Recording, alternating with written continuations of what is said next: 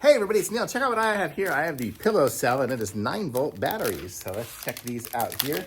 I have a, one of those temperature reader thingies and the battery died.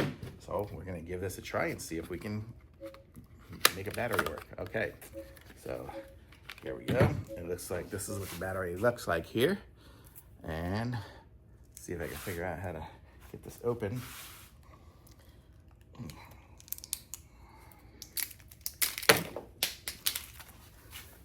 Hey, we'll see if it works even after dropping it. So let's see, how do we do this here?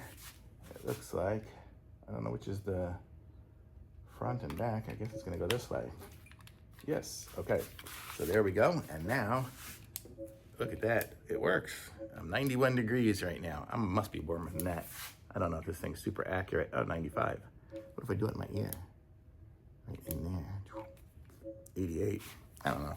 But it works. These are good batteries. PILOCEL, something like that. And these are alkaline batteries, so good to have. Thumbs up for sure.